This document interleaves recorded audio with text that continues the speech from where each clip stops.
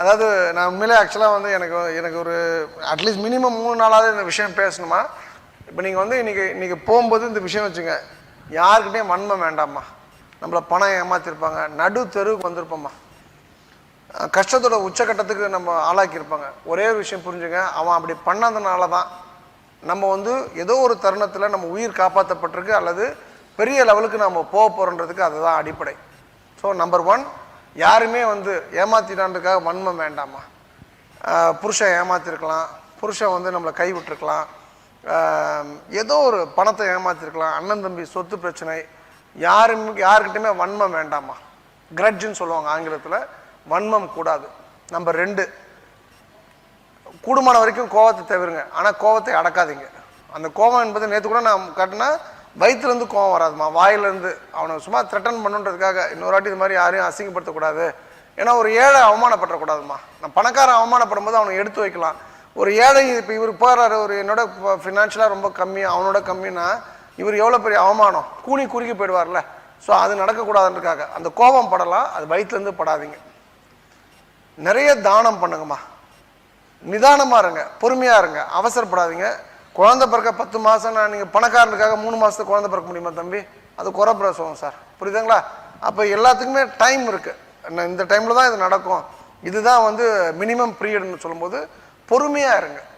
அந்த அவசரம் வந்து உங்களை நிறைய தவறுகளை பண்ண வைக்கும். ஸோ தானம், நிதானம், சமாதானம், எல்லாருக்கூடையும் வந்து நீங்கள் போய் கையில் காலில் விழ வேணாம், அந்த சண்டை வேணாம்மா, அந்த மோட்டிவ் வேணாம். சரி தப்பு பண்ணிட்டானா, நம்ம ஏமாத்தினா ஒழிஞ்சு போகிறான், விட்ருங்க, இனிமேல் அவனை பார்க்காதீங்க. ரொம்ப முக்கியமா, ஏற்கனவே நான் சொல்லிட்டேன், ஒரு நாளைக்கு 300லேருந்து 500 தடவை நன்றின்ற வார்த்தையை உபயோகப்படுத்துங்க. உதவி, ஒரு நாளைக்கு ஒருத்தருக்காவது உதவி பண்ணுங்க. மன்னிப்பு, இந்த விஷயங்களும் பங்க்சுவாலிட்டி அப்படின்ற ஒரு விஷயம் சேர்ந்ததுன்னா நம்ம லைஃப்பில் எப்பொழுதுமே பணத்தை ஈர்க்க முடியும், ஈர்த்த பணத்தை வந்து நம்ம தக்க வைக்க முடியும். அதில் 2 பயிற்சிகள், அதில் வந்து ரொம்ப முக்கியமான பயிற்சி.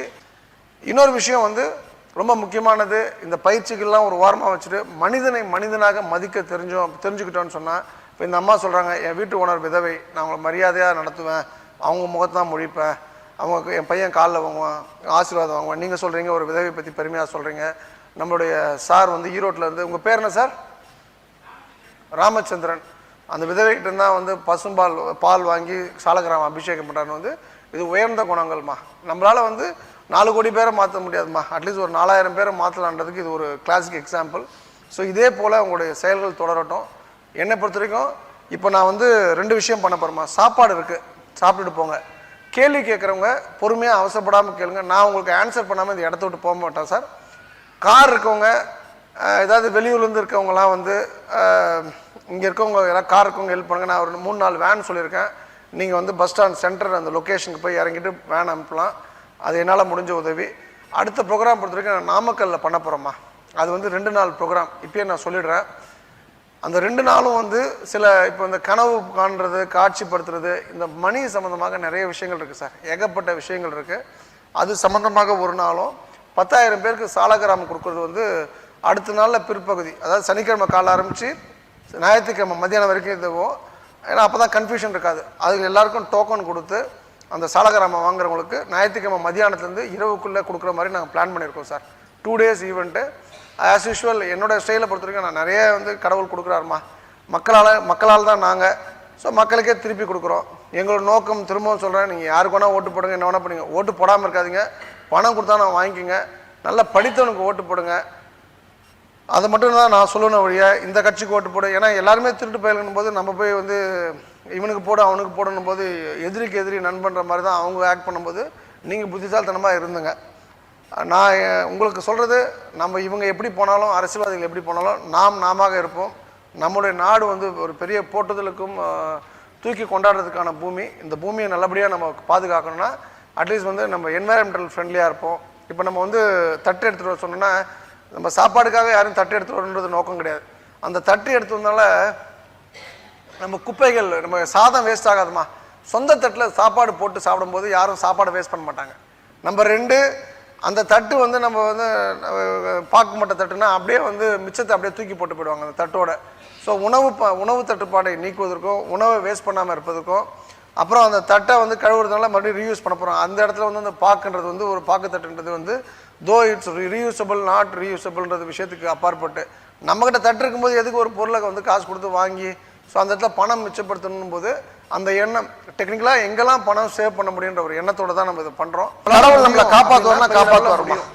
நான் நம்மளை வந்து காப்பாற்ற மாட்டேன்னா காப்பாற்ற மாட்டேன். வேட்டல்னு ஒரு புக்ல ஒரு கதை ஆப்பர்ச்சுனிட்டி இல்லை. அதில் வந்து அந்த கதாசிரியர் வந்து ஒரு இவர்கிட்ட கேட்பாரு, இந்த காட்டில் வேலை செய்யணும் சொல்ற நீங்கள் தைரியமாக போறீங்களா, பாம்பு கடிச்சா என்ன ஆகும்? ஒன்றும் கடிக்காது. ஏதாவது மிருகங்கள் சாப்பிட்டா என்ன ஆகும்? ஆகாது. அது மாதிரி 50 வாட்டி ஒரே கேள்வி கேட்பாரு, ஆகாது. அப்போ அவன் கடைசியாக சொல்லுவான் அந்த கேள்விக்கு, ஒரு கால் என்னை வந்து மிருகம் வந்து நான் மிருகத்தை பார்க்குறேன், மிருகத்தை என்னை சாப்பிட போகுதுன்னா என்ன காட்டுக்கு கிழங்கெடுக்க அனுப்பிச்சதும் கடவுள் தான். அந்த கிழங்கெடுக்க என்ன அமைச்ச கடவுள் தான் அந்த மிருகத்தை அமைச்சிருக்காரு. ஒரு கால் என் உயிர் போகணும்னு கடவுள் முடிவு பண்ணிட்டார் அப்படின்னு சொன்னா கடவுள் பேரை சொல்லி அந்த மிருகத்துக்கு முன்னாடி படுத்துப்பேன். கடவுளே என்னை சாவடிக்கணும்னு முடிவு பண்ணிட்டு நான் என்ன பண்ண முடியும்? இதுதான் சார், இதுதான் வாழ்க்கையோட பெஸ்ட் தத்துவம். பாலகுமாரன் அழகா சொல்லுவார், ஒரு வந்து பாடடைஞ்ச வந்து ஒரு கிணறு, அந்த கிணறுக்கு மேல ஒரு மரம், அதுல ஒரு விழுது, எப்ப வேணா அருந்து கீழே விழுந்துரும். அந்த பாழடைஞ்ச கிணறுல தண்ணி கிடையாது, அதுல முதலைகள், பெரிய பெரிய கொடுமையான ஒரு கொடூரமான பாம்புகள் இருக்கு. அந்த விழுது மேல இருந்து ஒரு பாம்பு இறங்கிட்டு இருக்கு, எப்ப கடிச்சாலும் உயிர் போயிடும். அந்த கிணத்தை தாண்டலாம், எப்படி தள்ளி கிள்ளி தாண்டலாம்னா வெளியிலலாம் சிங்கம் கரடி புலி இருக்கு. மரமும் எப்போ வேணா பட்டு போன மரம் எப்போ வேணா விழுந்துரும். ஆனா அந்த மரத்துல இருந்து ஒரு தேன் அடையில தேன் சொட்டிட்டு இருக்குமா. மனித வாழ்க்கை அப்படிதான். இப்ப என்ன பண்ணுவோம், எப்படி இருந்தாலும் சாவ போறோம், தேனை நக்கிட்டு சாவமே, இதுதான் வாழ்க்கை. இது நீங்க புரிஞ்சுட்டீங்கன்னா உங்களுக்கு எல்லாமே கிளியரா இருக்குமா. அப்போ நம்ம வந்து இந்த கருவறையில இருந்து இந்த கலரை போறதுக்குள்ள இந்த டைமுக்குள்ள நம்மளால முடியாது, நம்மளால முடியவே முடியாதுன்னு நினைச்சிங்கன்னா உங்களால எதுவுமே முடியாது. நம்மளால முடியும் அப்படின்னா பெரிய லெவல்ல முடியும். நான் வந்து இந்த இன்னைக்கு பணம்ன்ற ஒரு விஷயம் நான் சொல்றேன் அப்படின்னு சொன்னா எனக்கு கிடைச்ச ஆப்பர்ச்சுனிட்டி இல்லை. நான் அன்னைக்கு முடிவு பண்ணேன், உலகம் நம்ம கூட இருக்கணும், நம்ம சொல்றதை வந்து உலகத்தில் இருக்கக்கூடிய மக்கள் கேட்கணும், அதுக்கு என்ன பண்ணலாம் அப்படின்னு சொன்னப்போ நிறைய விஷயங்கள் நான் தீர்மானித்து என்னை அறியாமலே நான் வழி நடத்தப்பட்டேம்மா. ஒவ்வொரு நொடியும் ஒவ்வொரு க்ஷணமும் நம்ம நொடி துல்லியமாக இந்த உலகத்தில் எல்லா விஷயங்களும் நடந்துட்டு இருக்கிறதுக்கு நான் ஒரு கிளாசிக் எக்ஸாம்பிள். அப்போ நீங்க பணத்தை பத்தி உங்களுக்கு ஒரு பெரிய அறிவு வரணும் அப்படின்னு சொன்னா தயவு செய்து என்னால முடியாது அப்படின்னு சொல்றவங்ககிட்ட நீங்க பழகாதீங்க, என்னால முடியாதுன்னு சொல்றவங்ககிட்ட இருக்காதீங்க. எப்படி இந்த அம்மா வந்து என்னால முடியும் 10 பவுன் சம்பாதிக்க முடியும், பாத்திரம் வந்து 10 பாத்திரம் தேய்ச்சி அப்படின்னு சொல்லி ஒரு வாழ்க்கை வாழ்றாங்கன்னா இவங்க தான் அவங்க ரோல் மாடலா இருக்க முடியுமா ஒழிய இங்க வந்து பேசணும் நம்மளுடைய சகோதரி ரோல் மாடலா இருக்க முடியாது. கிடைச்ச ஆப்பர்ச்சுனிட்டி மிஸ் பண்றவங்க அப்புறம் பார்க்கலாம். இப்போ இவங்க பேசுனாங்க, திலகாதனமா சொன்னீங்க உங்க பேரு, ஒண்டர்ஃபுல் லேடிமா, பெரம்பலூர்ல இருந்து வந்திருக்காங்க. அந்த ஷார்ப்பா அந்த சிங்கிள் பாயிண்ட்ல இருக்காங்க பாருங்களா, அவங்களால அதை பண்ண முடியும், லட்சுமி நாராயணனால பண்ண முடியும். ஸோ நீங்க இதுல வந்து கவனமா இருந்துங்க. முடியாதுன்ற ஒரு வார்த்தை மட்டும் உங்க லைஃப் அகராதியில் இருக்கக்கூடாது சார். இட் இஸ் வந்து இம்பாசிபிள் அப்படின்னா அது ஐஎம் பாசிபிள் போட்டா ஐஎம் பாசிபிள்னு வரும் சார். அப்போ இம்பாசிபிள் நோன்னு ஒரு வார்த்தை உண்டு ஆங்கிலத்தை, நோனா இல்லைன்னு அர்த்தம். அதை பிரிச்சுன்னா நெக்ஸ்ட் ஆப்பர்ச்சுனிட்டி. அப்போ இது இல்லைன்னா இன்னொன்று இருக்கு, எண்டு இருக்கு, இஎன்டி. எண்டுனா எஃபர்ட் நெவர் டைஸ்ன்னு நான் சொல்லலாம். நம்ம போடக்கூடிய எஃபர்ட் வந்து எப்பவுமே தோத்து போகாது.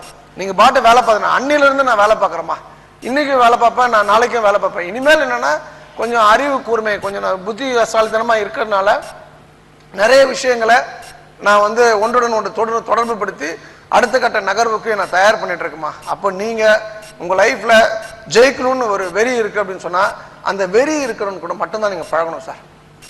நம்பர் 2, பணத்தை குறித்த அறிவு இல்லாதவனுக்கு பணம் கொடுக்காதீங்க சார். நம்ம ஒருத்தனை ஹெல்ப் பண்றோம், ஜெனியூனான காரணம், ஸ்கூல் படிக்கிறான், காலேஜ் படிக்கிறான், மெஷின் வாங்கி தரணும்னா அவனுக்கு அந்த நீட் இருக்கணும் சார். நீட் இருக்கணுக்கு நீங்க பணம் கொடுக்கலாம். நீடே இல்லாதவனுக்கு பணம் கொடுத்தீங்கன்னா அவங்க பணம் திரும்பி வராது, அவங்களுக்கு பணத்துக்கும் உங்களை பிடிக்காம போயிடும். 3வது மிக மிக முக்கியமானது நேர்மை. நேர்மை நேர்மை நேர்மை இல்லாம நீங்க பணம் சம்பாதிக்கலாம் சார், அந்த பணம் உங்களுக்கு எந்த காலத்திலயும் பயன் தராது. நீங்க வேணா பெரிய வந்து ஏசி ரூம்ல கட்டில படுக்கலாம், என்ன வேணா, எந்த அளவுக்கு இயற்கையை விட்டு நீங்க தள்ளி போறீங்களோ அந்த அளவுக்கு உங்களுக்கு நோய் வருமா. இந்த வாஸ்து என்ற சப்ஜெக்டே வந்து இயற்கையோட ஏந்து வாழ்றதா. அப்போ இப்போ நம்ம ஏசியில் இருக்கோம் சார், இது வந்து ப்ராப்ளம்மா. இது வந்து ஒரு உள்ளுக்குள்ள இருக்க ஏரையா சர்க்குலேட் பண்ணி கொடுக்குது. இதே நீங்க ஒரு வேப்ப மரத்துக்குள்ள இருந்தீங்கன்னா, ஒரு மாமரத்துக்குள்ள கீழே இருந்து உட்காந்து ஒரு ஒர்க் பண்ணீங்கன்னா அதோட விளைவுகள் வேற.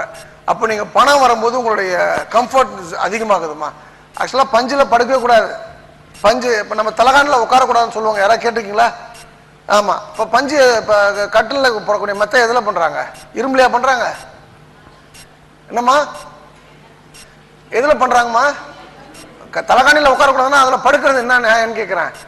அப்போ அந்த கம்ஃபர்ட் ஜாஸ்தியாக நீங்கள் வந்து எது உங்களுக்கு மகிழ்ச்சியை கொடுக்குதோ அது உங்களுக்கு பிரச்சனை கொடுக்கும் ஒரு காலகட்டத்தில்.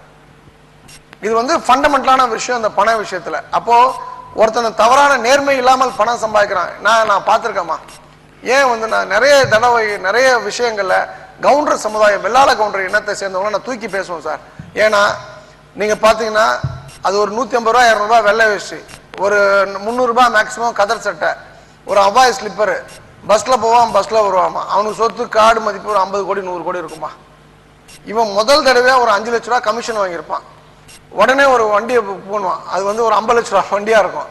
அது புக் பண்ணுறது தப்பு கிடையாதுமா, படிப்படியாக போகணும். பணம் வரும்போது யார் வந்து அமைதியாக இருக்கானோ, நிறைய குடம் தழும்பாதுன்ற முறையில் இருக்கானோ அவனுக்கு பணம் நிறைய வரும் சார், நிறைய